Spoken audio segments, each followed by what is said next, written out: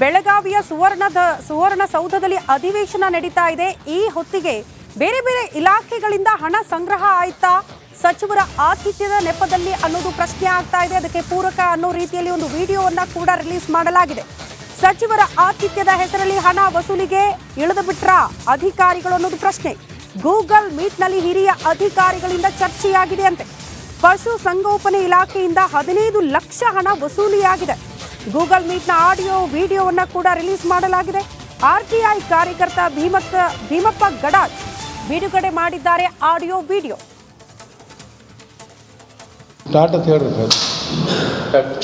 ಆತ್ಮೀಯ ಮಾಧ್ಯಮ ಸ್ನೇಹಿತರೆ, ತಮ್ಮೆಲ್ಲರಿಗೂ ಸ್ವಾಗತ ಬಯಸ್ತಾ ಇದ್ದೇನೆ.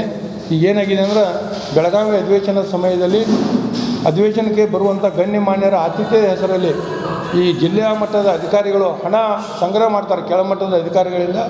ಇವತ್ತು ನಾನು ಒಂದು CD ಬಿಡುಗಡೆ ಮಾಡ್ತಾಯಿದ್ದೀನಿ. CD ಅಂದ ತಕ್ಷಣ ಎಲ್ಲರೂ ತಿಳ್ಕೊಳ್ಳೋದು ರಾಸಲೀಲೆ CD ಅಂತೇಳಿ. ಆದರೆ ನಾನು ಹೇಳ್ತಾ ಇದ್ದೀನಿ, ಇದು ರಾಸಲೀಲೆ CD ಅಲ್ಲ, ಇದು ಅದಕ್ಕಿಂತ ದೊಡ್ಡದಂತೇಳಿ ನನ್ನ ಭಾವನೆ. ಯಾಕಂದ್ರೆ ಈ ಸಾರ್ವಜನಿಕರ ತೆರಿಗೆ ಹಣದಲ್ಲಿ ಅವ್ರಿಗೆ ಇಷ್ಟೆಲ್ಲ ಸವಲತ್ತು ಕೊಟ್ಟರು, ಅಧಿಕಾರಿಗಳ ಹಣ ಕ್ರೋಢೀಕರಿಸಿ ಆತರ ಆತಿಥ್ಯ ಸ್ವೀಕಾರ ಮಾಡ್ತಾರೋ, ಇದು ಅದಕ್ಕಿಂತ ದೊಡ್ಡದಂತ ಹೇಳಿಕ್ಕೆ ಬಯಸ್ತಾ ಇದ್ದೀನಿ. ಇದು ಪಶುಸಂಗೋಪನಾ ಇಲಾಖೆಗೆ ಸಂಬಂಧಪಟ್ಟದ್ದು. ಪಶುಸಂಗೋಪನಾ ಇಲಾಖೆಯ ಜಂಟಿ ನಿರ್ದೇಶಕರಾದಂಥ ಡಾಕ್ಟರ್ ಪರಮೇಶ್ವರ್ ನಾಯ್ಕರವರು ಮತ್ತು ಬೆಳಗಾವಿ ಉಪನಿರ್ದೇಶಕರು ಸೇರಿಕೊಂಡು ಗೂಗಲ್ ಮೀಟಿಂಗ್ ಮಾಡಿ ಅವರು ಹಣ ಕೇಳ್ತಿದ್ದಾರೆ. ಏನಪ್ಪ ಅಂದ್ರೆ, ಅವರು ಯಾವ ರೀತಿ ಗೂಗಲ್ ಮೀಟಿಂಗ್ ಮಾಡಿದ್ದಾರೆ ಅಂದ್ರೆ, ಮೀಟಿಂಗ್ ಪ್ರಾರಂಭ ಆದ ತಕ್ಷಣ ಸೆಷನ್ ಸಂಬಂಧಪಟ್ಟಂತೆ ಈಗಾಗಲೇ ಎಲ್ಲರೂ ಕೋರ್ ಕಮಿಟಿ ಮೀಟಿಂಗ್ ಮಾಡಿ ಪ್ರಿಪ್ರೇಷನ್ ಮಾಡಿರ್ತಕ್ಕಂಥ ಟೋಟಲ್ ಎಕ್ಸ್ಪೆಂಡಿಚರ್ ಎಷ್ಟು ಬರುತ್ತೆ ಅಂತ ದೇ ಆರ್ ಪ್ಲ್ಯಾನ್. ಆ ಒಂದು ಎಕ್ಸ್ಪೆಂಡಿಚರ್ ಪಟ್ಟಂತೆ ಈಗಾಗಲೇ ಡಿಸ್ಕಷನ್ ಆಗಿದೆ ಅಂತ ಹಿರಿಯ ಅಧಿಕಾರಿಗಳು ಹೇಳಿದ ತಕ್ಷಣ, sir already we have paid sir, only small amount is pending sir. ಈ ಬಗ್ಗೆ ಮತ್ತಷ್ಟು ಡೀಟೇಲ್ಸ್ ಅನ್ನ ಕೊಡ್ತಾ ಹೋಗ್ತಾರೆ ನಮ್ಮ ಪ್ರತಿನಿಧಿ ಸಂಜು ಅರಬಾವಿ ದೂರವಾಣಿ ಸಂಪರ್ಕದಲ್ಲಿ. ಸಂಜು, ಅಧಿಕಾರಿಗಳಿಂದ ಬೇರೆ ಬೇರೆ ಇಲಾಖೆಗಳಿಂದಲೂ ಕೂಡ ಹಣ ಸಂಗ್ರಹ ಆಗ್ತಾ ಇದೆ ಅಧಿವೇಶನ ನಡೆಸೋದಕ್ಕೆ. ಅಂದ್ರೆ ಸರ್ಕಾರದ ಬೊಕ್ಕಸಲ್ಲಿ ದುಡ್ಡೇ ಇಲ್ವಾ? ಅಟ್ಲೀಸ್ಟ್ ಅಧಿವೇಶನ ನಡೆಸೋದಕ್ಕೂ ಕೂಡ ಹಿಂಗ್ ವಸೂಲಿ ಮಾಡಬೇಕಾ ಹಣವನ್ನ? ಈ ಪ್ರಶ್ನೆ ಬರುತ್ತೆ. ಹೌದು ಶ್ರುತಿ, ಏನಂತಂದ್ರೆ ಬೆಳಗಾವಿಯ ಚಳಿಗಾಲದ ಅಧಿವೇಶನ ಏನೋ ಪ್ರಾರಂಭವಾಗಿರುವಂತದ್ದು. ಈ ನೆಲೆಯಲ್ಲಿ ಬೆಳಗಾವಿಯ ಚಳಿಗಾಲದ ಅಧಿವೇಶನಕ್ಕೆ ಗಣ್ಯರಾಗಿರ್ಬೋದು, ಸಚಿವರಾಗಿರ್ಬೋದು, MLAಗಳಾಗಿರ್ಬೋದು, ಸಾಕಷ್ಟು ಜನ ರೀತಿಯಲ್ಲಿ ಇಲ್ಲಿ ಬೆಳಗಾವಿಯಲ್ಲಿ ಬಂದು ತಂಗುತ್ತಾರೆ. ಹೀಗಾಗಿ ಅವರ ಸಚಿವರಾಗಿರ್ಬೋದು, ಅಧಿಕಾರಿಗಳ ಏನು ತಂಗುತ್ತಾರೆ ಅವರ ಹೆಸರಲ್ಲಿ ಹಣವನ್ನ ವಸೂಲಿ ಮಾಡ್ತಾ ಇದ್ದಾರೆ ಅಂತ ಹೇಳಿ ಭೀಮಪ್ಪ ಗಡಾದ್ ಅವರು ಗಂಭೀರವಾದಂತಹ ಒಂದು ಆರೋಪನ ಮಾಡಿರುವಂತದ್ದು. ಇನ್ನು ಗೂಗಲ್ ಮೀಟ್ ನಲ್ಲಿ ಹಿರಿಯ ಅಧಿಕಾರಿಗಳಿಂದ ಹಣ ಸಂಗ್ರಹಿಸುವ ಬಗ್ಗೆ ಚರ್ಚೆ ಆಗಿರುವಂತದ್ದು.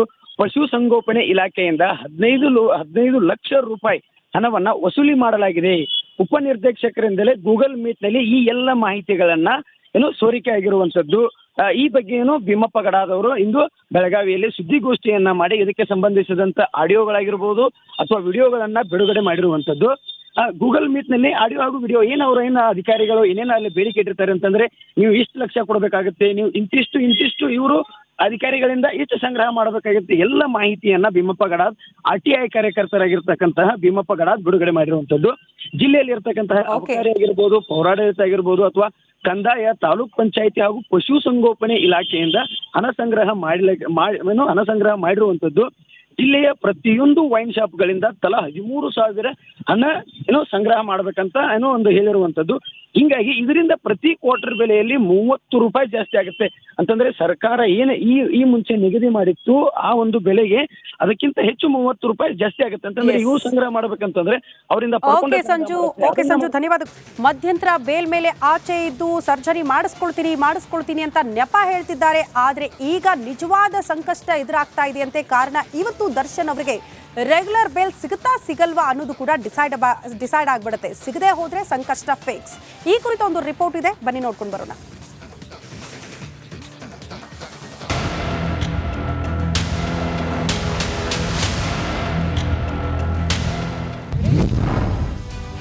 ದರ್ಶನ್ ಜಾಮೀನು ಭವಿಷ್ಯ ಇಂದು ನಿರ್ಧಾರ. ಮಧ್ಯಾಹ್ನ 2:30ಕ್ಕೆ ಕೊಲೆ ಆರೋಪಿಗಳ ಭವಿಷ್ಯ. ಬೆನ್ನು ನೋವಿನ ಕಾರಣ ನೀಡಿ BGS ಆಸ್ಪತ್ರೆ ಸೇರಿರುವ ದರ್ಶನ್ ಸ್ಥಿತಿ ಹೇಗಿದೆ? ಅವರಿಗೆ ನಿಜವಾಗ್ಲೂ ಆಗಿರೋದಾದ್ರೂ ಏನು ಅನ್ನೋದು ಗೊತ್ತಿಲ್ಲ. ಆದ್ರೆ ಕೊಲೆ ಆರೋಪಿಗೆ ನೀಡಿದ್ದ 6 ವಾರಗಳ ಗಡುವು ಮುಗಿದರೂ ಕೂಡ ಆಪರೇಷನ್ಗೆ ಡೇಟ್ ಫಿಕ್ಸ್ ಆಗಿದೆ. ಸರ್ಜರಿ ಆಗಲೇಬೇಕಿದೆ. ಬಿಪಿ ಇರುವ ಕಾರಣ ಸ್ವಲ್ಪ ತಡವಾಗ್ತಿದೆ ಅಂತ ಕೋರ್ಟ್ಗೆ ಹೇಳಲಾಗಿತ್ತು. ಆದರೆ ಡಿಸೆಂಬರ್ 11ರಂದು ಶಸ್ತ್ರಚಿಕಿತ್ಸೆ ನಡೆಯುತ್ತೆ ಅಂತ ವಕೀಲರು ಹೇಳಿದ್ರು. ಆದರೆ ಯಾವುದೇ ಆಪರೇಷನ್ ಆಗಿಲ್ಲ.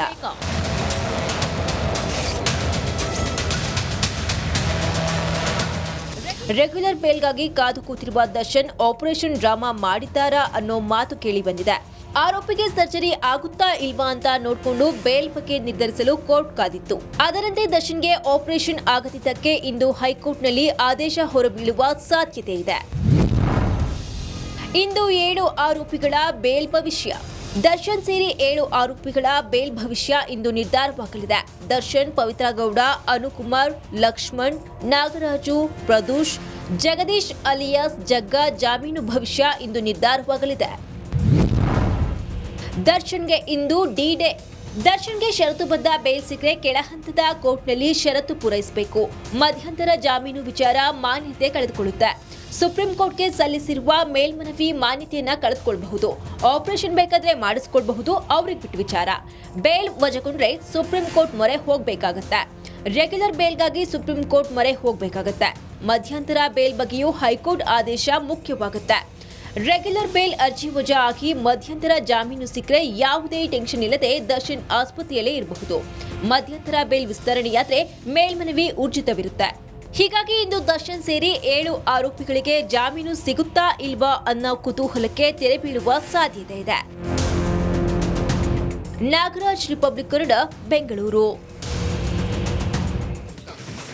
2A ಮೀಸಲಾತಿಗಾಗಿ ಪಂಚಮಸಾಲಿಗರ ಹೋರಾಟ ಪ್ರತಿಭಟನೆ ಆಗ್ತಾ ಇದ್ದಂಥ ಸಂದರ್ಭದಲ್ಲೇ ಪೊಲೀಸರು ಅದನ್ನ ಹತ್ತಿಕ್ಕೋದಕ್ಕೆ ಲಾಠಿ ಚಾರ್ಜ್ ಮಾಡಿದ್ರು. ಪರಿಸ್ಥಿತಿ ತಿಳಿಗೊಳಿಸೋ ನಿಟ್ಟಿನಲ್ಲಿ ಈ ವಿಚಾರಕ್ಕೆ ಸಂಬಂಧಪಟ್ಟಂತೆ ನಿನ್ನೆ ಇಡೀ ರಾಜ್ಯಾದ್ಯಂತಲೂ ಕೂಡ ಪ್ರತಿಭಟನೆ ಆಯಿತು ಪಂಚಮಸಾಲಿಗರಿಂದ. ಈ ಲಾಠಿ ಚಾರ್ಜ್ ವಿಚಾರ, ಪೊಲೀಸರ ಕ್ರಮದ ವಿಚಾರಕ್ಕೆ ಸಂಬಂಧಪಟ್ಟಂತೆ ಸಿಎಂ ಸಿದ್ದರಾಮಯ್ಯನವರು ಕೂಡ ರಿಯಾಕ್ಷನ್ ಕೊಟ್ಟಿದ್ದಾರೆ. ಪೊಲೀಸರ ನಡೆಯನ್ನು ಸಮರ್ಥನೆ ಮಾಡಿಕೊಂಡಿದ್ದಾರೆ. ಈಗ ಪ್ರಜಾಪ್ರಭುತ್ವದಲ್ಲಿ ಹೋರಾಟ ಮಾಡಲಿಕ್ಕೆ ನಮ್ಮದೇನು ತಕರಾರಿಲ್ಲ. ಆದ್ದರಿಂದ ಎಲ್ಲವೂ ಕೂಡ ಸಂವಿಧಾನದ ರೀತಿ ಇರಬೇಕಲ್ವಾ. ಹಿಂದಿನ ಸರ್ಕಾರ, BJP ಸರ್ಕಾರ, ಅವರಿಗೆ ಟೋಪಿ ಹಾಕ್ಬಿಟ್ಟದೆ. ಈಗ ಪ್ರತಿಭಟನೆ ಮಾಡ್ತೀವಿ ಅಂತ ಇದ್ದಾರಲ್ಲ, ಅಫಿಡವಿಟ್ ಹಾಕ್ದವ್ರು ಯಾರು? ಕೋರ್ಟ್ ಮುಂದೆ, ಹೈಕೋರ್ಟ್ ಮುಂದೆ.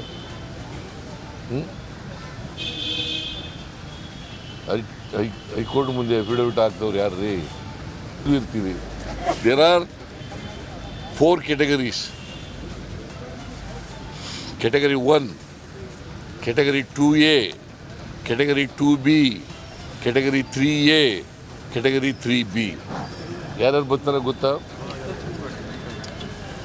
1A most backward.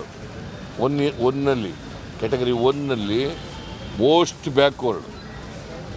Category 2A more backward.